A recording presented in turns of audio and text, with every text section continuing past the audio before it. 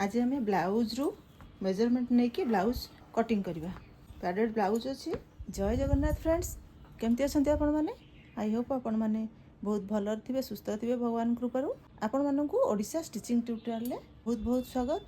तो फ्रेंड्स आज ब्लाउज रो मेजरमेंट रे आम ब्लाउज कटिवा ठीक अच्छे। आम कौन मेजरमेंट बॉडी मेजरमेंट अच्छी किसी आम करवानी, आम केवल ब्लाउज रु मेजरमेंट नहीं कि ब्लाउज टी कट करवा ठीक अच्छे। ये ब्लाउज रो भी स्टिचिंग वीडियो भी आप मो चैनल मिल जाव, आपको पुराना वीडियो रे आप पाइबे कारण ये ब्लाउज टी मुझे स्टिच करके भी देती ये मेजरमेंट नहीं कि गोटे ब्लाउज आम काटिबा।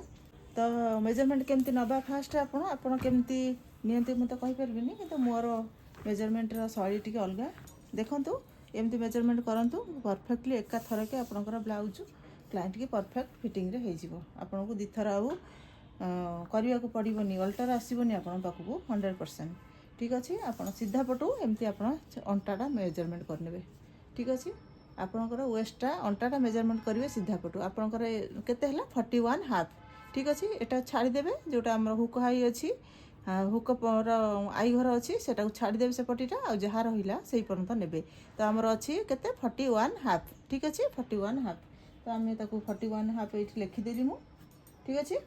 तो तापर आसवा कौन आमर चेस्ट ठीक अच्छे, बस्ट ठीक अच्छे। फुल बस्ट मेजरमेंट ने आप सब फोकस करेंगे फुल बस्ट मेजरमेंट सीधा पटू ने उल्टा पटू के भी आपंकर ब्लाउज फिटिंग हेनी ना। तो आप पैडेड ब्लाउज अच्छी तो एमती ब्लाउज को धरिए पैडेड को छाड़देवे, पैडेड तले रही पैडेड को छाड़देवे। एमती कौन करेंगे देखो धरिकी ने ठीक मिडिल जो आपंकर फुल बस्ट आस पॉइंट ने। तो एमती आप ने सीधा सीधा पटू हल्का हाथ में ने टाण टाणी करेंगे ना मेजरमेंट पुणी टाइट हो आपंकर ब्लाउज। तो तापर आप पूरा मिडिल ने जो फुल बस्ट लाइन रोचे से लाइन ने देखूँ आमर के देखूँ 48 इंच ठीक अच्छे। 48 इंच हूँ क्लाइंट चेस्ट होगा 48 आम टोटाल फुल बॉडी राउंड बाहरी गला 48। आम ये अपर चेस्टा भी टे मेजरमेंट करके रखी ध्यान भितर आमर केते हो। तो अपर चेस्ट मोर हूँ के 12 इंच हूँ ठीक अच्छे 12 इंच लिखिदे। आमर केते अच्छी ब्लाउज लेंथ लेंथ आप सब मिडिल ये करेंगे जेहेतु ठीक डिजाइन अच्छी। तो यू आप मिडिल पॉइंट ने ब्लाउज के धरवे भल कि देखो 16 हाफ इंच अच्छी क्लाइंट क्लाइंट हेवी अच्छा जेहेतु हाइट भी अच्छा खासा 16 इंच लेंथ फुल मेजरमेंट आम नहीं गले टोटाल ठीक अच्छे। एबे आम काटा बैक साइड काटा फ्रंट साइड काटा। एबे तो बैक साइड आउ कि ना बैक खाली देखीदे डीपटा नेक डीप जेहेतु क्लाइंट एति डीप दरकार ताकू भी देखीदे केते डीप आम काटुंट।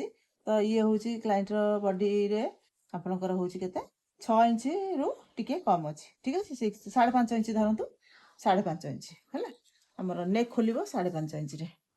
तो ये कौन करेंगे आम आमर कपड़ा को धोईदे आयरन करदे आमती डबल फोल्ड करके पकईदे ठीक अच्छे।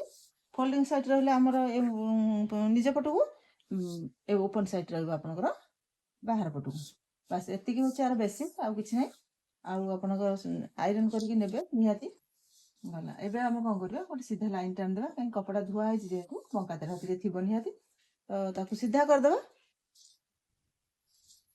तो सीधा कलापर आम देखा आम 16 इंच थी लेंथ ब्लाउज लेंथ देखीद ब्लाउज लेंथ थी 16 इंच आम सिंपल नवा 17 इंच। तो ये 17 इंच गोटे मार्क करदे आउ दूर को छाड़ी गोटे 17 इंच गोटे मार्क करदे होगा। ये गोटे सीधा लाइन ड्र करेंगे होगा। तो आपंकर गोटे लाइन होगा ये भितर आम ब्लाउज लेंथ होगा। एबे आप कौन करेंगे आपंकर फुल चेस्ट ठीक अच्छे। आप डीप देखीद बेकर ये डीप देखीद मुझे तल पटू देखी 5.5 इंच खोलुची। तो 6.5 इंच ने हाफ इंच तलू स्टिचिंग मार्जिन जी ऊपर आम हाफ इंच स्टिचिंग मार्जिन जी।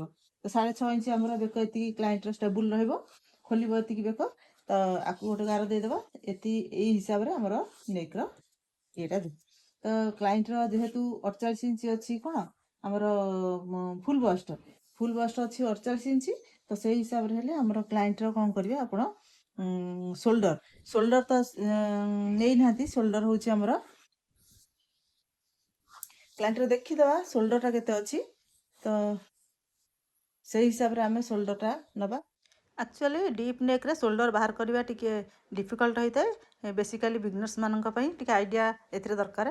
तो आपण कौन करेंगे फास्ट आपंकर नेक जो काटी नेक को पूरा परफेक्टली सेट करेंगे ताकू पूरा परफेक्टली सेट करेंगे सेट करके आपंकर फैब्रिक उपरे अस्त्र फैब्रिक उपरे ताकू नेक आड़ू सेट करके पकेबे।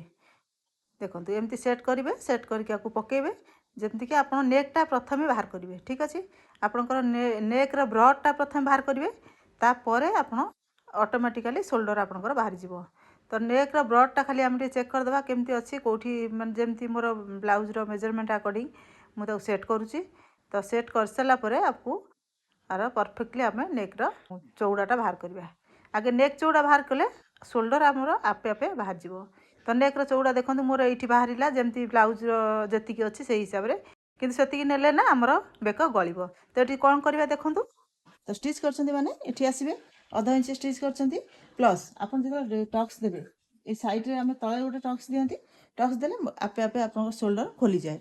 तो से हाफ इंच ठीक अच्छे आप टक्स देलापर शोल्डर खोलीज। तो आमर एतिक भितर करार अच्छी नेक ठीक अच्छे केते होउछि आमर 2.5 इंच ठीक अच्छे टोटाल 2.5 इंच आम नेक टी रेडी करवा। 2.5 इंच जब आम रेडी कर आमर शोल्डर जो टक्स दबा प्लस आमर जो आम स्टिचिंग फिनिशिंग करवा तो फिनिशिंग हाफ इंच पड़े आम टक्स हाफ इंच ये खोलीज। तो से 2.5 इंच ठीक अच्छे 2.5 इंच दबा गोटे गार सीधा गार देदेवे आपन यहाँ बाहर कौन नेक बाहरी गला। तो ये नेक बाहरी गला एपटे शोल्डर बाहर करेंगे शोल्डर आमर नेक है 2.5 इंच तापर सिंपल 3 इंच तो आप 6 इंच शोल्डर टी काटे ठीक अच्छे 6 इंच शोल्डर टी काटुं तो आप क्लाइंटर जेहेतु डीप नेक अच्छी तो परफेक्टली आपंकर नेक टी हो 6 इंच ने ठीक अच्छे है। तो ये है 6 इंच एठी भी आप ने से 6 इंच ठीक अच्छे 6/6 तो 6 इंच एठी भी गार देदेले एतिक आमर ड्र हो गला। एबे एठी कॉर्नर रे किना एठी 1 इंच ये को आसीबे एठी गोटे एटा 1 इंच रे एठी रहिबो आपनकर हैला एठी हमर जले राउंड दबा। एबे आसीबे हमर चेस्ट तो 48 इंच अछि 48 हमर लूजिंग एड हेछि तो माइनस कर दबा 2 इंच माइनस कर दे 2 इंच हमर हैला 46 इंच ठीक अछि। हमर 46 इंच की 4 भाग रे डिवाइड करबा 4 भाग 46 इंच डिवाइड करले केते हबो हमर हबो केते तो 11.5 11.5 तो 11.5 इंच है प्लस आम 1.5 इंच स्टिचिंग मार्जिन ठीक अच्छे ये गला। एबे आम एठी रह 41 इंच एठी किछि हमर माइनस करिवार नै केवल बस्ट एठी माइनस कली किंतु एठी माइनस करिवार नै एठी केवल 41 इंच रहबो 41 इंच की अपन 40 आउ 41 इंच की 4 भाग करिवे भाग कल 10 इंच पॉइंट आउ दिसु तो अधिक ठीक अच्छे दिसु तो आउ अधिक प्लस तादरे 1 इंच टक्स प्लस हमर 1.5 इंच स्टिचिंग मार्जिन ठीक अच्छे। तो एमती गला एबे आप कौन करेंगे आपको सिंपल हो गला। एबे कौन करिए आम आपको सेपर स्केल राउंड दे देबा ठीक अच्छे आपन सेपर स्केल देबे नले आपन जदि हाथ रे दे परछन भी हैला सेपर स्केल राउंड दे दिले एठी हमर जेहेतु डीप नेक अछि आपन एठी शोल्डर डाउन देबेनी ठीक अच्छे शोल्डर आपन डाउन देबेनी डाउन देबे जदि पारिबे एपट को 1/4 इंच डाउन देबे ठीक अच्छे एपट को 1/4 इंच डाउन देबे।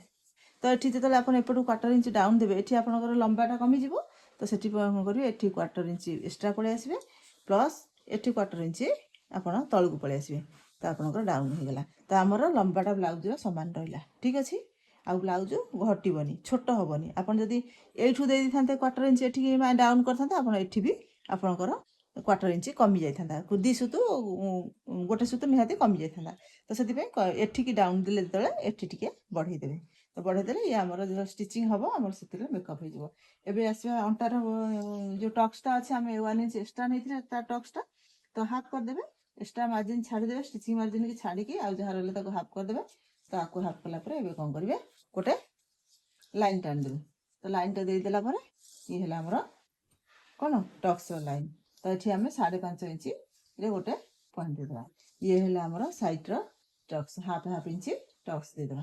तो ये जो हाफ इंच टक्स है ये हूँ आम जो 1 इंच एक्सट्रा नहीं सी आमर ये मेकअप हो गला ठीक अच्छे ठीक अच्छे मेकअप हो गला तो एमती आपनकर बैक साइड एबे परफेक्टली हो गला तो आपन एबे आराम से आकु कट कर देबे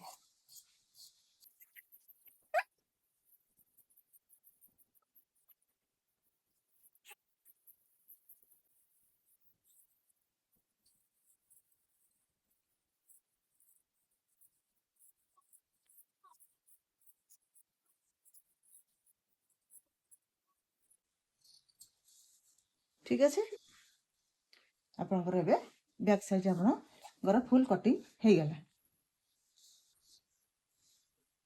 तो एबे कौन करिया आकु एठी जो टक्सटा दबा हाफ इंच एमती जो टक्सटा दबा देखते आमर एठी कौन होची टिके एटा बंकी आसुची ठीक अच्छे देखते एटा टिके आमर चढ़ी पळी आसुची तो सेठी गोटे सीधा गार देदेबे हैला तो गारटा को देकी एबे कौन करिवे ए जगहटा गोटे कट करदेबे एटा आमर एक्स्ट्रा अछि यदि एटा कट न करूछंती आपण जेतले ब्लाउज फिटिंग करदेबे देखिए एठी कोचा मचा हेइ आसीबो ठीक अछि आपण तो करदेबे किछि जना पड़िबोनी किंतु आपनकर कोचा मचा हेइ आसीबो तो सेइ जिंस न हो सेति पई एटा हेगला तो एमती आपण काटंतु बैक साइड देखिए आपनकर परफेक्टली आपनकर ब्लाउज रेडी हे जिवो ठीक अछि तो आउ नेक होची नेक आपण जो आपण शेप रे आपण जेमती भी दे परिबे राउंड शेप कर पारंतु स्क्वायर शेप कर पारंतु जे क्लाइंट रो डिमांड जे स्क्वायर तो मु स्क्वायर रे रखुची तो आपण भी जेमती आपनका इच्छा काटिबे ठीक अछि रहउची फ्रेंड्स आई होप आपनको वीडियोटी निहाती भल लागिथिबो आ निश्चित किछि शिखिथिबे आ जदि टिके भी बुझी पार नांती थरकरे को जिंस हुएनी तो सेति पे आउ थरे भी आपण वीडियोटी